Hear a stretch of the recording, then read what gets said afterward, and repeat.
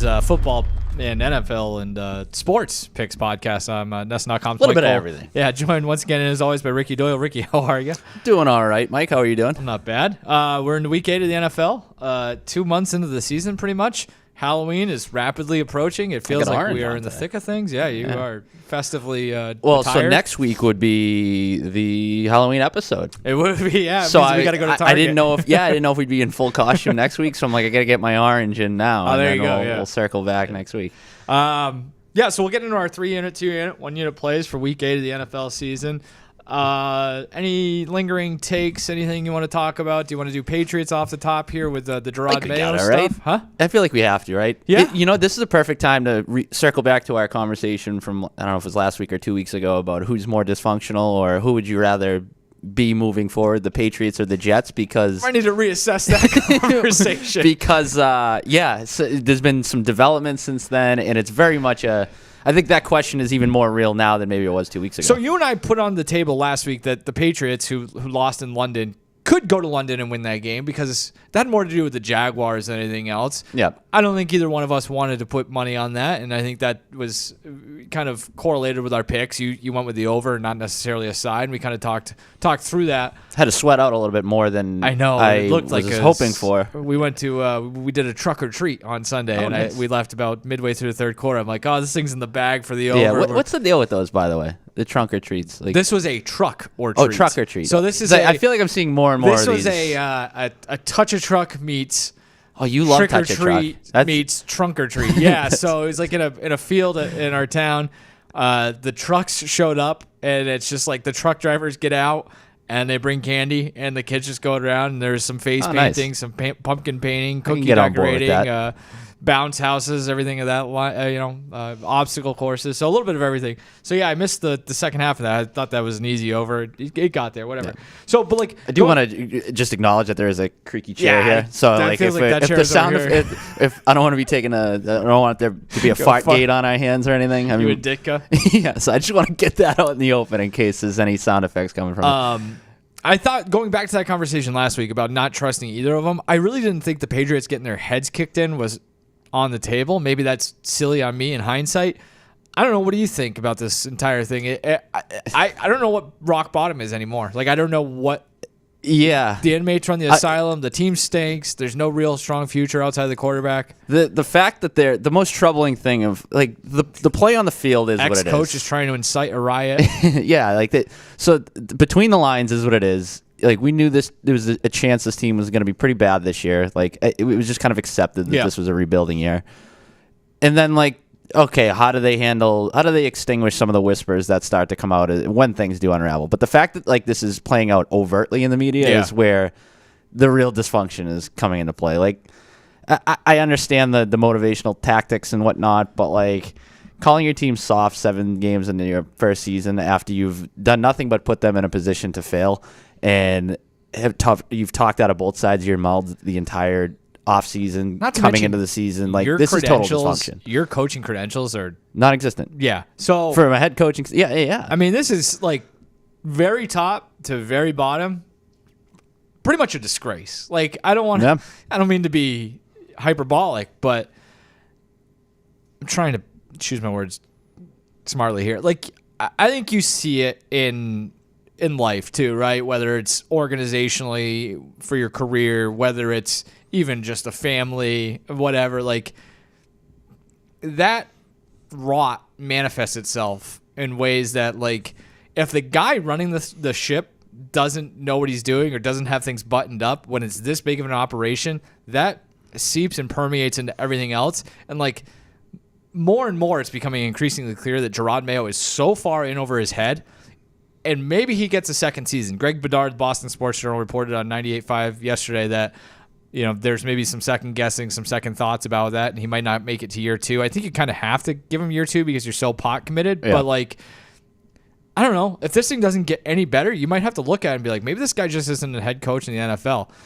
He wouldn't be the first guy who's struggled in year 1 and makes, progression. You have to see that. But, like, that's been the thing, is, like, a complete lack of improvement week over week is staggering. And it's it doesn't feel like he has complete control of it. And when you have somebody in a position of power or leadership that doesn't have complete control over their own thing, like it's just going to get worse and worse for everybody else. It's just even the teams that are rebuilding, like there's in most cases, if you squint hard enough, you can find something to sort of hang your hat on, you know. And here, outside of maybe the quarterback, like you need a magnifying glass, and even then you can't really find any positives at this point. Yeah, it's like we kind of talked about last week later in the show because I had the Commanders as one of my picks. Like Washington's so much better off right now than the Patriots are, and maybe that's slightly because Jaden Daniels is better than Drake May or has it could be. I think their supporting cast is probably better too, like but they've offensively. Done it, yeah, but still, like they've done it the right way. Like granted there was an ownership change, so it's a little bit different. If Daniel Snyder was still there, maybe it would be a disaster as well. But like the owner didn't handpick a guy because he hung out with him a few years ago and liked him. Like there's they went through a process. They checked all the boxes. The other they found part of it, professionals to do their jobs and make everybody else around them better. The Patriots very easily could have taken their path. Like, Washington brought in some veterans over the offseason. That too, yeah. But the Patriots were so committed to re-signing some of their own guys. Like, there needed to be more of a shuffling of the deck. One of the only veterans they brought in was a guy that Washington had no room or time for anymore. He's Antonio Gibson. So I think that's the thing. Like, KJ Osborne, what? I don't think if you're gonna rebuild, you don't need to just strip it all down to the studs and build it back up. Like you could have done a lot more, especially when you look at the cap room now, and it's like, what are you saving it for? Like, it's just that too, and like just taking that path in the NFL in particular is just it's such a tricky dance because like. What the hell does some guy on a 1-year deal with a non-guaranteed contract or whatever, like, what does he care about Drake May's development as it relates to 2025? It's completely different than, like, baseball, where, these fringe teams go out and sign all these guys to 1-year deals, and it's like, well, if we suck, we can trade them at the deadline, and it accelerates the rebuild. A little different when you're asking guys to go out there and put their bodies on the line on a 1-year deal when they know that a payday could be coming up later in the year. And I think that's the sort of stuff that leads to you being quote-unquote soft, right? Yeah. Is guys looking out for themselves understandably. I think that's sort of my overarching takeaway from a Patriots standpoint is that they are further away than maybe I expected at the beginning of the season. Like, just taking a look at the division, I thought it was trending in such a way that if they execute this rebuild correctly, they could jump back into contention, if not next year, by the following year. And now it's like it's tough to place a timeline on it because the vision, like the top level vision, is so all over the place. It's very easy to say this. I will probably say it about somebody else in the course of the show. It's very easy to say they suck. They suck. They suck. Yeah, like they suck. It's bad. And yeah, I think if I was a Patriots fan, the thing that would concern me most is like this is kind of the thing that you were just talking about. Like, how high up does this go? Like, who's making what decisions, and like how is that going to affect the direction of this team moving forward? Because I almost would respect Robert Kraft if he fired Mayo after the season. It was just like, I keep sitting here talking about how this is unacceptable and we need to get better. He's like, I screwed this one up. This one's on me. Like the other 3 years were on Belichick. This one was my bad. I'm sorry, but I'll pay this guy to go away and we'll start over. The bar was so low. Yeah. And they've managed to crawl under it. It's unbelievable. They've managed to limbo their way under it. Neither of us have this game on our slate this week. Do you have any takes on the Jets game? Because I think it's a it's the most interesting 1-7 or 1-6 versus 2-5 game maybe we've seen in a long time. Because like for as bad as the Patriots are, if they find a way to win this game, the Jets thing is just absolutely disastrous as well. I think that's the worst case scenario, obviously, for New York. The best case is it's get right game. I don't know. Do you have any takes on what? I thought about taking the under in this game, actually. Yeah, it was 41.5. Yeah. So like the whole thing about taking the over in the London game was like how bad Jacksonville's defense was. Felt like there was a really good opportunity for the Patriots offense to find its footing. It did for a drive. And then like it comes back to just sort of like the play calling and just like that's the other thing. It's like I think with Drake May, the skills are evident, the potential is evident, but I have just such a lack of trust in their ability to develop him or put him in a position that enables him to perform at a high level. Like I don't know. Like what is the long-term plan there as far as like an offensive coordinator even? Like so many long-term questions about the Patriots. But as it relates to this game, I'm leaning under. But I mean, you got to see something from the Jets here too, right? Like their offense doesn't look like it's getting any better either. So no, and they're out of buttons to push too. Like that's the other thing. They made the change at coordinator. They made the change at head coach. Got Devontae Adams. I think you got to give the Adams thing a little bit of time to kind of. I think they got to do more before the deadline. I guess is like my big like I'm not sure if cap space, assets, all that. How you do it? They feel like they're kind of exhausking all options, but like strapped. But like you're pot committed, right? Like it's Plus, you look around the division. If there are levers to pull, you better pull them. Look around the division. Like going all in might not be the worst thing in the world. Like what is very winnable? We just talked still. about the Patriots. Well, like I'm even saying mortgaging the future. Like the Patriots are going to suck again next year. Miami could suck too. Like there's.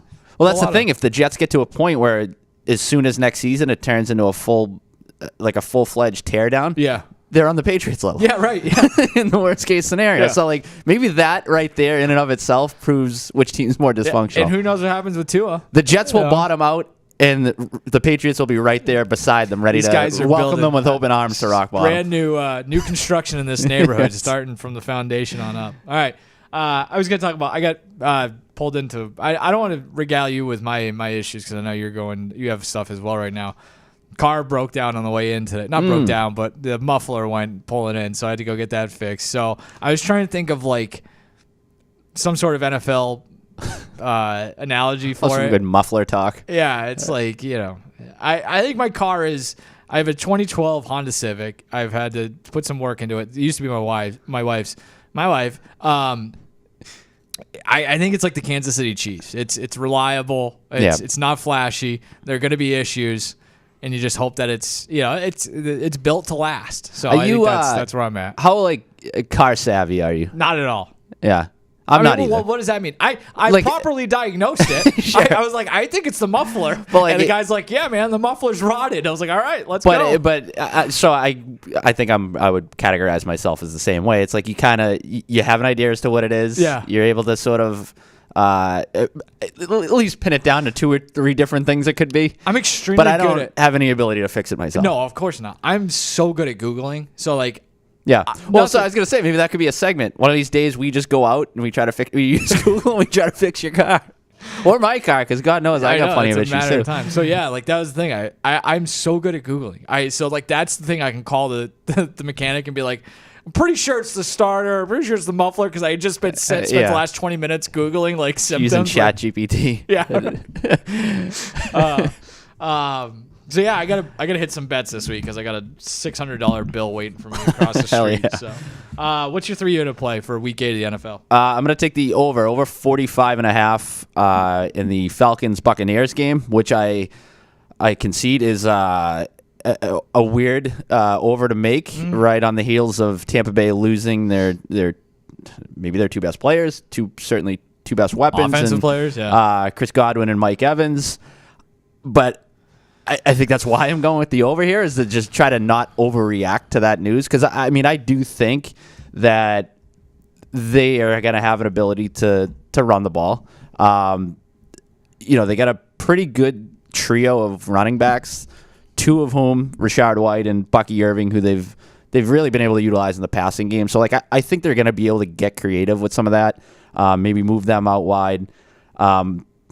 Tight end Cade Otton's kind of come on a little bit. So I think there are ways they can mitigate those 2 gigantic losses and sort of weather the storm for a little bit, especially this week against an Atlanta defense that is really no great shakes. 24th in defensive DVOA, 26th in success rate, 27th in rush success rate.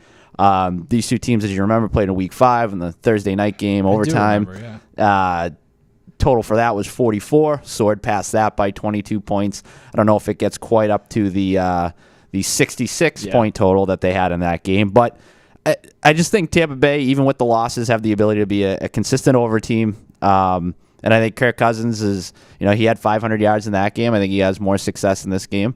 And we're gonna get home there. Pretty telling about the NFC South that Tampa Bay is the second favorite at plus 175 despite losing their 2 best players. I think Yeah, you talk about Cooper Kupp. Maybe that's an option for them if he's going to be on the market here. I like this Think about play. Cooper Kupp to the Jets. They should really load up offensively. I don't know how it works, but yeah, why not? I like this play just because I don't think it makes any sense. I don't mean that necessarily in a way that I'm disagreeing with it, but it's just like it's bold. I give you that. It just feels like you're kind of sticking your neck out there because I was just looking at their depth chart, and it's not entirely impressive in terms of what they have in the wide receiver cupboard. I don't know if they've got somebody ready to come up from the practice squad, but yeah, Jalen McMillan and Trey Palmer don't necessarily do it for me, but maybe they can, bump up fourth string tight end Devin Colt. Maybe. Can I interest you in Baker Mayfield, the MVP at 100-1? No. No, paint the picture for me then. Like, how does that? No, I mean it's just like they win the division. The numbers and of neither of those guys come back. He throws for 4,000 yards. Yeah, the numbers to this point of look. I don't think he's going to win it either, but I'm just trying. We got to talk about something. I'm trying to build the case there. Some of the numbers are pretty good. I think I think he leads the NFL 18 touchdown passes. So like the top level stats are good, and now you get the built-in narrative. As you said, they're still like the second shortest odds to win the division. So there's definitely a chance they get to the playoffs. Mike Evans will come back at some point. Maybe that's they just get through this and then they hit the ground running down the stretch. So that's the other thing. They hit the ground running down the stretch, get a little recency bias on the voters. So 100-1. I'm going to be honest with you. 101 feels about right. Yeah. But you know what? I would rather him at 101 than Saquon Barkley at 80-1. That's fair. All right. Sold. Yeah, I'm just looking at it right now. We do this. Justin Herbert also 101. Aaron Rodgers 100-1. I missed the boat. I gave out Jordan Love at like 40-1 like 3 weeks ago. He's down to 12-1. God damn. Lamar's the guy though. That's gonna be tough to probably unseat him. Anything else on that one? No. All right, my 3-unit play. Speaking of like swallowing hard, taking Cleveland 9.5-point underdogs. I think this opened at like 10.5 or 11. So as always, I'm on the wrong side of the movement and not getting as much value as I could. Although it could be down 8.5 at this point, but we got 9.5 on the screen, so that's what we're gonna roll with. Just feels too high in a division game. Baltimore going on the road, second straight week. Pretty tough game Monday night in Tampa Bay. Now you got to again go to Cleveland, play that game. I think for Cleveland, I'm banking on, even if it's short-lived, like, if it's, every once in a while you get like somebody who's like on their deathbed and they come back to life for, a day, and it's like they look like them old selves, and then they die like a day later. I think hopefully you're looking for some sort of revitalization here with the switch from Deshaun Watson over to Jameis Winston. Right before we came on air, before we came into the studio, Stefanski said that Jameis Winston will start for Cleveland. Also mentioned that Ken Dorsey is taking over play calling duties. I don't think Ken Dorsey's a great play caller, especially compared to Kevin Stefanski, but I do think in a 1 week sample, it's going to get a little bit better. And like literally anything is going to be better than what they've been rolling out there. I think, I know they're bad. They don't have a whole lot to play for, but I'm banking on like Jameis doing the Jameis thing where he gets guys ready to go. And it's very possible he throws 4 interceptions, but I think it's just as possible he throws 4 touchdowns. I think this is a little shootout type of deal. I think Baltimore is just perpetually going to keep the back door open. I don't know if we can totally trust their defense. This is kind of nuts. I was looking into it. Just by points allowed, this season they've gone 27, 26, 25, 10, which was against Buffalo. It was a hell of a game. 38, 23, 31. No one's allowed more fourth quarter points than the Ravens. 84, which is not even really close to the second place team, Jacksonville at 69. So like again, I think that back door remains open. And like Jameis is not the guy that you want to be holding a 9.5 point ticket against in a game that is already out of reach, and just he's driving there to kind of get you over that number. So I like that. Cleveland's defense, not what we expected it to be, but it has been middle of the road. And also I think maybe if the offense is a little bit better, the defense gets better. Only Denver's gone 3 and out more than Cleveland has this season. So like that defense is just, the churn has got to be a big issue. I also, if we were just trying to, really strain ourselves here and figure out more reasons, they split last year. The second game, Cleveland won 33. I think it was 33-31. but they did a really good job against Lamar, holding him to 13 of 23 for 223, a touchdown, 2 picks, and 3 sacks. Baltimore also some injury issues. Marlon Humphrey on the defense and Zay Flowers might have an ankle injury on the offense. So 30-21. Can I get home with that? I feel like I'll feel confident-ish with that. No, I like this pick. I almost made this one of mine. I like just the spot, I guess, is just like, you Baltimore coming off the big win on Monday night, like that inherent, and like obviously the optics around Cleveland, like this, I think the number is going to be inflated, and obviously we've seen that with the movement of the line so far. And then there is for all the moving parts that you just mentioned. Like it's just one of those things where it's like I'll take a flyer on this. Yeah, there's that. There's like part of that. Like this, there's going to be some change. I don't know. Maybe it doesn't look good, but there's at least some sort of shuffling of the deck going on that you're not going to get the same Cleveland team that you've gotten. Yeah, there's like a handful of games every week that happens in, and this would be one of my top choices for that sort of thing happening. So yeah, Cleveland 9.5 points at home against Baltimore. What's 2 to play? I was in the same boat with there was because I don't think either one of us took this game. Okay. But I feel similarly about the Raiders Chiefs, to where like like that number of 9.5. I'm like, I don't feel good about laying 9.5 with the Chiefs given the state of their offense. But I don't have any great reason to back the Raiders in any on any given week, really. Oh, then but 9.5. I'm like, ooh. That reminds me, DeAndre Hopkins. What do you think of that? I mean, I love it. It's like a cool, fantastic. If he's NFL trade, as far as those go, I don't think he's as good as he used to be, but it's sprinkle some Chiefs dust on him, and that's the thing. If he's gonna be just good enough, if he's gonna thrive anywhere, and by thrive I mean like he makes one big catch in the playoffs. Yeah, right. Exactly. Like he will have a moment. Yeah. Like I don't think you're gonna look back at the stats and they're gonna blow you away. But like AFC Championship game, Hopkins makes a big play that gets them down there the goal line and they punch it in. It's the kind of play or kind of move a championship team makes. Yeah. Right. Like I love that part of it. And also the other thing. What do you think about Deshaun Watson getting booed after tearing his Achilles? What about go back to the Jameis thing? His passionate speech after the game. That was not good. I didn't appreciate that. It was a WWE promo for the ages. I don't know. Like I get where Cleveland fans are coming from. Not a great look to be cheering a guy when he's. But like at the same time, if all the stories are so true, predictable, it's like he's not a good guy. Like. So it's hard to feel too bad for him. Like he went down, I turned my TV up because I'm like, oh, they're gonna come. Yeah. So the other thing with Jameis, for example, or Myles Garrett, I think had a similar line of defense. Just say that you enjoy him as a teammate and like you watch him in the building as a hard worker and somebody who's committed to helping you win football games, and just leave it at that. When you start calling him like that's a good man, it's like. Also, just like I don't know, when people start throwing the community stuff around, it's like it's great, but like I don't know, like I don't know what they're actually doing. Like you could just say he's great in the community, and that could mean like what does that mean? He tipped his bartender. I was going to say he does the roundup at Stop and Shop. Where he donates his extra 73 cents. Yes. So. But I don't know. We probably shouldn't get too much into that because that's a minefield waiting to happen. What's your 2 unit play then? Now I'm going to go the other way. I'm going to take an under 46.5 in the Colts and Texans game in Houston.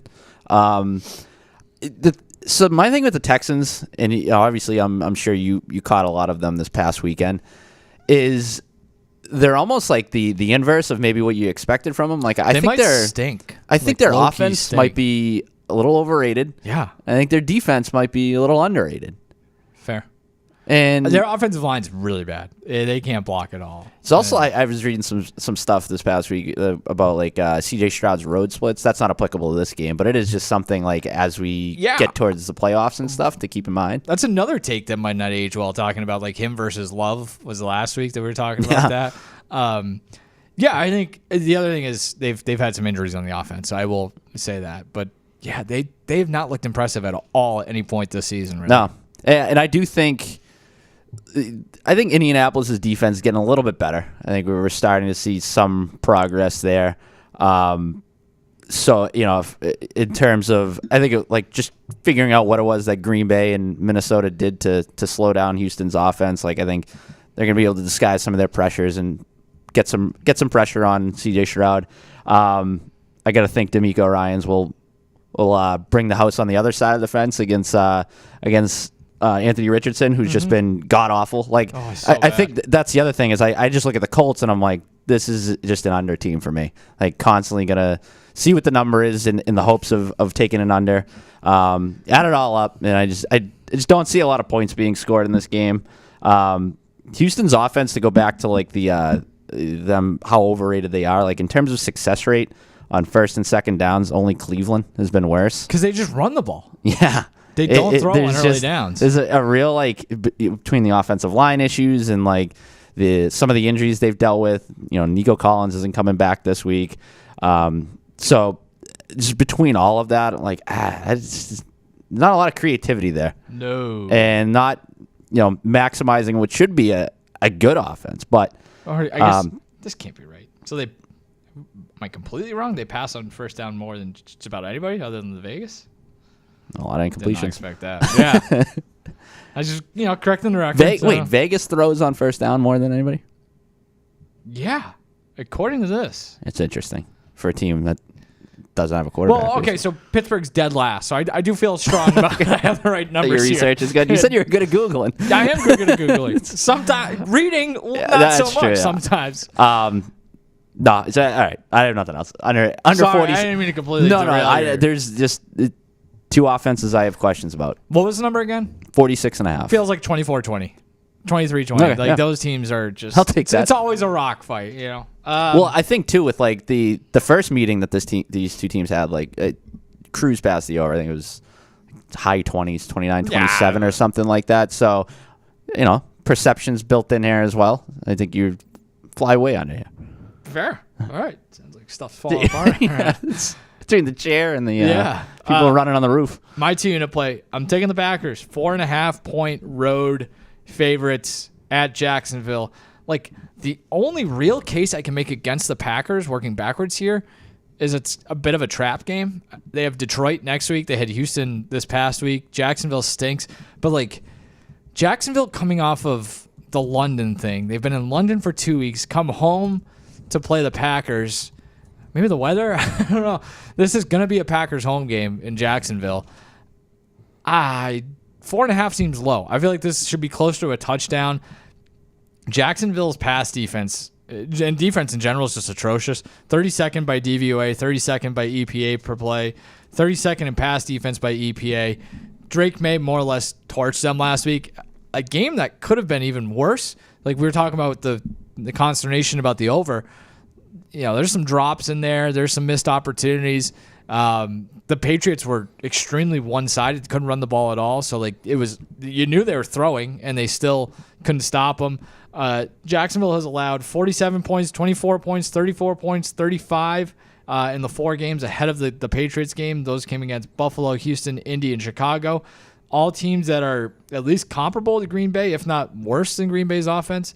The Packers have had their way with bad teams, especially in that division. They beat Indianapolis by a touchdown, a game that probably should have been a little bit more one-sided. Tennessee by 16 and Arizona by 21. I would put the Jaguars, despite what happened last week and the characterization of a bad team.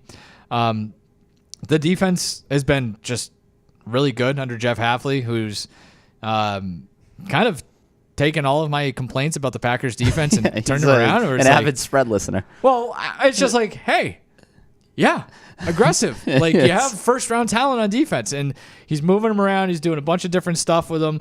What was his quote? Like he was like, "I want to lead the league in takeaways and effort," or something. Which is again, I can look that up on my stats site here. I don't know if we're gonna find the effort. They're halfway there on the takeaways. It feels like they're gonna take. I don't think they got one last week, and it was like a bit weird that they didn't take it away. So I go back to some of the stuff I saw last week, or last year. I think the Titans said this, and then Nick Bosa said something similar. Like, just take away that RPO, that first option for Trevor Lawrence, the first read, get him into the second, third reads. He's going to lose his mind. They've done a really good job under Hafley of disguising the looks. They want to bring the blitz. Lawrence under pressure is not good. Jacksonville might also be down offensive lineman. Left tackle Cam Robinson left that game in London with a concussion. 4.5 just feels a little light, even for a trap game on the road. I think the Packers are going to score at will here. Jordan Love has been a delight to watch just because it's chaos. It's a little bit of everything. Some of the throws he made on Sunday, like, the result was very good. The decision was questionable, but I think that's the kind of guy who could light up a really bad defense. So I think the Packers win this thing going away. Gets a lot of players involved, too. I like that. They have a great receiving room. Yeah, it's they just do. Like, I was watching the replay last night. I was like, oh, that's Bo Melton making a nice sketch on the sideline. I was like, Bo Melton. Which, again, kind of speaks to some of the issues teams like the Patriots have, where it's like, how can you not find guys like this? Yeah, that's kind of where my mind went, was like, the Patriots are almost... How do you not have a Dontavian Wicks? Like, it's just... It's not that hard to find, or at least if you look at the pack. And like the other thing is, like, Elliott Wolf came from Green Bay, so he should have the secret sauce. But that's where I'm at with that. So I've been rummaging around on my phone here, as you can see. I was gonna say, you're cooking up some parlays over there. So my 1 unit pick. This applies. This is the Ricky Doyle Super Bowl from my preseason pick. Of these two teams colliding right now. Yeah. So I'm trying. So I did place a Super Bowl matchup wager before the year, and was trying to see what the number was then versus what it is now. So anyways, the game I'm talking about is the Bengals and Eagles. Yeah, that's... you're probably not getting a very good cash-out option right now. No. There is no cash-out option. But for this game, I will lay the 2.5 with the Bengals at home. I think, obviously, I think there's a significant advantage when it comes to quarterback play. But the reason I'm like... and we've had this conversation before, too, where I'm just like, I haven't been totally out on Cincinnati, is... Like the offense is what it is. It's good. Yeah. And I think there's enough to hang your hat on defensively that they could get better. Like they've gotten better as they've gotten healthier up front. I think we kind of undersold them not having Sheldon Rankins and BJ Hill in the middle, and the impact of being able to run the ball all over them. Silly us. Yeah. I don't know. You combine that with Sam Hubbard and Trey Hendrickson coming off the edge. His experience at the second level and the secondary. Like I don't think it's a terrible defensive team, and they're just going to be just good enough given how good that offense is. So I'm still in on Cincinnati. But anyways, 160-1 for that. 160-1 is what it's at now. Before the season, 50-1 for an Eagles Bengals Super Bowl matchup. Yep. Yeah. Don't need the winner, just the matchup. I might get in on that. Just so I would love to hold that over you. It's like, oh yeah, you got way better value than I got did. the 160-1 here.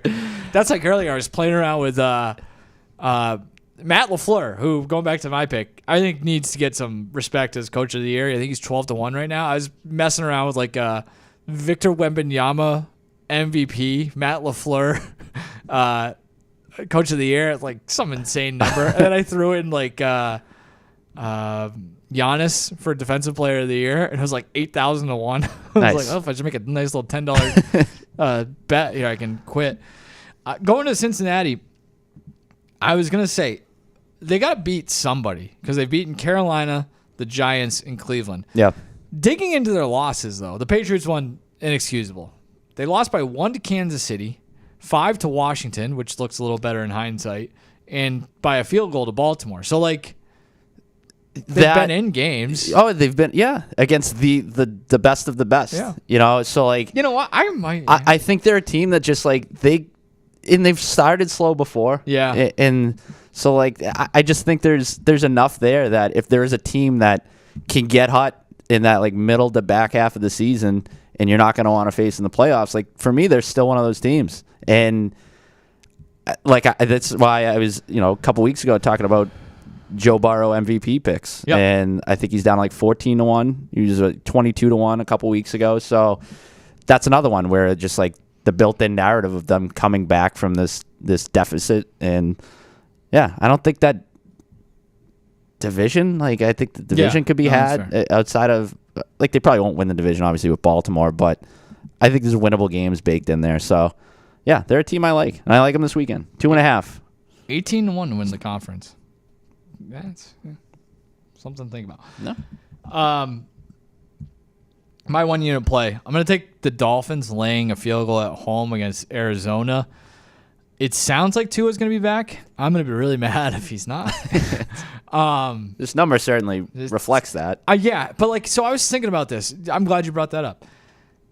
Even let's say, I know he's not totally healthy, or there's questions about his health. I know he's probably going to be a little bit rusty, but like if this was Tua 6 weeks in to a halfway decent season, do you think this number would be a little bit bigger?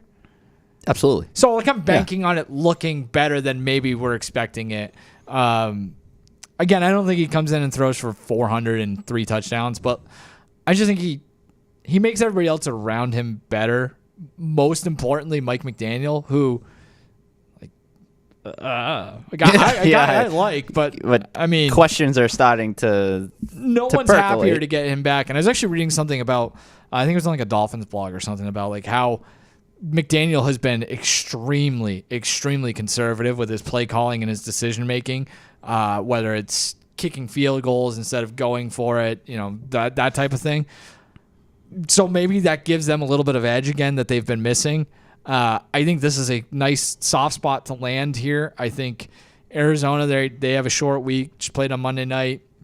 They can't stop the run at all. I thought I had the numbers here. What's going on with that offense too? Like so the defensive issues have been what they are, but like I don't know, they feel very conservative. Tough matchup last week. I think the Chargers. I'd love to see them air it out a little bit. Yeah, more. sure. And so maybe that's this week. I think the Miami defense has been better than people realize. But like I said, Arizona's defense is a mess. 26th DVOA, 29th EPA. They're giving up 140 yards on the ground per game. So I think there's a chance here for the Dolphins to come out and run the ball early, get his feet under him, and then take the top off, and then just play. Hide and seek, keep away. Hope so. Just picked up Raheem Mostert in fantasy. There you go. I'm hoping that maybe just his offense getting back on track will get him back on track. And so like that's the thing where it's like, I think maybe we look at this game in the third quarter on Sunday and be like, well, 3 points probably should have been 5.5, 6. So I think there's a little bit of opportunity here for me to grab some value. So, would you rather, if I gave you $100 to bet, and I'm telling you have to make one of these bets, would you rather take Dolphins or Jets to win the AFC East? They're both at 12-1 right now. Buffalo's the favorite at -800. Dolphins. I think that's the play too, because you're basically betting like, can Tua's brain stay intact? We've seen. I don't think either one of what that offense looks like when it is when you have the quarterback and it is firing on all cylinders. We haven't seen anything from the Jets. There's not a whole lot to hang your hat on with the Jets over the last 2 years. We've yet to see it. No. Dolphins, we've seen it. They're just going to get back to it. Primetime check-in real quick before we get out of here. Aesthetics through the roof on primetime this week, at least for Sunday and Monday. We'll start with Dallas going to San Francisco. Well, actually, I will make one quick addendum about I hate San Francisco West Coast teams hosting primetime games because it's not dark at the start of the game. I don't like that. That being said, we're getting Dallas at San Francisco. The 49ers, 4.5-point favorites here. Total set at 46.5. If I were to have any sort of lean here, I'd probably lean toward the under. I just have major questions about both of these teams offensively. I guess defensively, they're both a bit of a train wreck, especially the Cowboys as well. How about Jerry Jones coming out and saying Mike McCarthy's play calling is a little stale? There's another story out there about how like it's basically hell on earth to go to the Cowboys. And the Mike McCarthy thing is circling the drain here. So, I would lean under here. Under feels like a play. I feel like Dallas is going to start getting a little healthier defensively, and that should help in that regard. I might even lean Dallas in this game, coming off the bye against a San Francisco team that is like I don't know. Trusting them to lay 4.5 right now with the state of that offense. I don't remember if I heard this on a podcast or saw it on Twitter. Somebody who said like it's not great when the healthiest receiver in that receiver room got shot in the chest 3 months ago. Yeah. So there's some injury issues to say the least for 49ers offense. We're gonna probably learn a lot about Brock Purdy over there.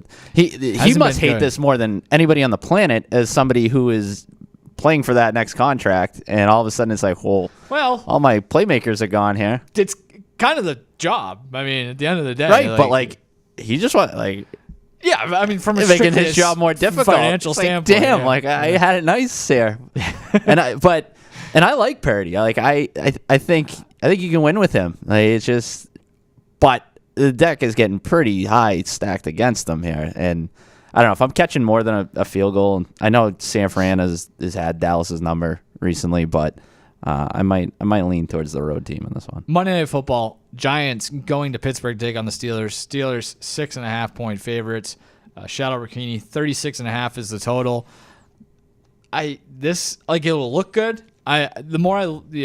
Aesthetically, again, it'll look great. Yep. Why are we just saddled with the Giants and the Steelers in primetime so much to start this season? I don't love this game at all. If I had to make a pick here, I'm taking the Giants with the points just because I don't trust anything I saw out of Russell Wilson on Sunday night. I don't trust anything out of that offense. I think some weird bounces help their defense in either short fields or scoring.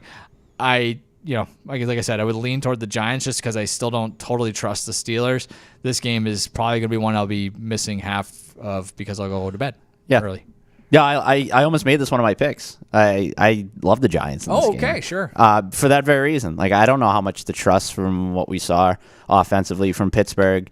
Feels like a great time to zag. Meanwhile, you're getting the Giants coming off of having Philadelphia just run all over them. That's true. I forgot that But no, I think I like that because I think I like that it inflates this line. Like, I'm not laying 6.5 with Pittsburgh. No, I that's the only play. It's crazy to me. 36.5 still. That's so. I mean, you want to go to the under there, but that's not I think a lot this of could. points. I think this could be a very low scoring game. In which case, I'm just like 6.5 is big for a team that we just haven't seen a lot from offensively. I felt so good about the Giants last week. Yeah, they kicked me in the face. All right, anything else? No, I got nothing. I got to go pick up my car. So that's right. Take out a loan. I parlayed our picks last week. They didn't get home. We didn't go 3-0. No. I think I had 2 of 3 maybe. Yeah. I think I lost. I don't know which one I lost. All right. Anything else? Try it again this week. Get back on the horse. I'm going to keep doing it, yeah. Might as well. That's Ricky and Mike. This has been The Spread. Thanks for joining us. See you again next week. Goodbye.